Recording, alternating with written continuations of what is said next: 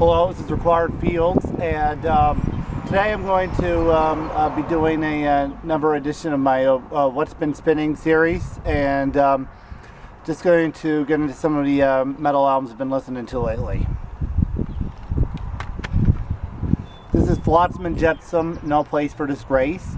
I got this album, secondhand copy of this album last year. This version of the album is out of print. They since re-recorded it, and anyways, that's the original version of the album. It's the second Flotsam and Jetsam album from 1988.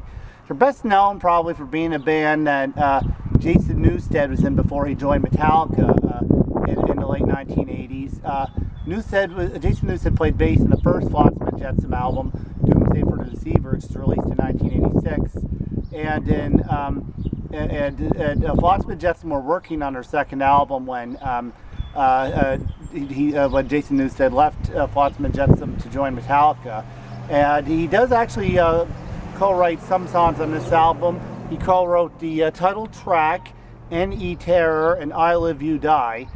I Live You Die was actually on a Metal Massacre compilation, but it was a song that they had written in the early days of the band, but it did not make the debut album, Doomsday for the Deceiver. It was re-recorded for this, for No Place for Disgrace, and my favorite tracks of the album are the title track, N.E. Terror, Escape from Within, and I also like Dreams of Death, the first four tracks on the album. And the second half, I like I Live You Die the best. Anyways, that's one of the albums I've been spinning. This is Hemotoxin, and this is their debut album, Between Forever and the End. I discussed Hemotoxin in a couple of my other videos when I made some purchases and posted some new acquisitions earlier this year. I purchased their EP, which came in between their most recent album, Biological Enslavement, and this album. And this was their first album, Between Forever and the End. My favorite tracks on it are the opening track, Beyond Creation, and Andrea, which is an instrumental track, is also really good. And Death, I mentioned, is a prominent influence towards this band, and they even covered or saw Suicide Machine on it off of the Human album. Anyways, that's another one of the albums I've been listening to recently.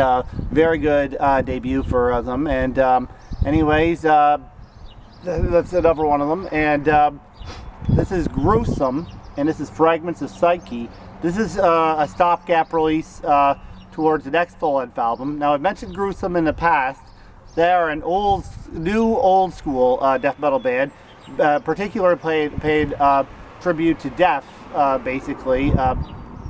Their earlier material is basically a tribute to 80s death, and I alluded to this in a recent video that we'll have to see what direction they take in later albums, if they'll continue paying tribute to 80s death or if they'll go in a more progressive and technical direction.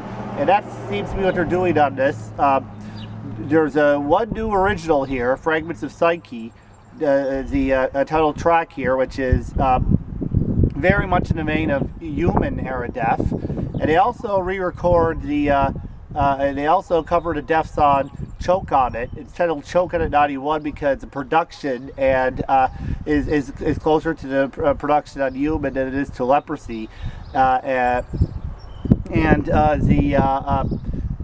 Also the guitar solos are a lot more advanced than they were in Death's version, because this is Choke on It 91 is what they're called it, and Death got more advanced and progressive and technical on their 90s albums than they were on the musicianship under Death's 90s albums is a lot more progressive, technical, advanced than it was in their 80s album. So they sound more like the solos that Death would have done in the 90s than they did in the 80s. So yeah, and after that they just include a few demo tracks. Actually, it's definitely a fantastic sneak peek at what's to come, I would say, for the future of Gruesome. can't wait to hear their next full-length album. This is Morphin, and this is Consumed by Evil. Morphin is also a new, old-school death metal band, which their sound is very much in the vein of the very early days of death metal. Anyways, I pre-ordered this album earlier this year and got the shirt that came with the album for this album as well. So, anyways, this is the second Morphin album. They released their debut album, Inoculation, a few years ago, and this is their sophomore effort, and I think it's better than the debut was, and really cool stuff. Definitely worth checking out if you're into the early days of death metal. And even though this is a new band, they have their sound more rooted in that than anything else. And also, this is Torture Squad, and this is their album Asylum of Shadows. It was released back in 1999, and it's the second Torture Squad album, and it's a hybrid of death metal and thrash metal, and they've been around for over 20 years now, and they continue to release new material, and this is one of our earlier albums, and my favorite tracks off of this album would be the tracks Asylum of Shadows, the title track, and I also like the closing track on it, Finally the Disgrace Reigns. And anyways, yeah, those are some of the albums that I have been listening to as of late. Thank you very much for watching this video. This is Clarence Fields signing off, and goodbye.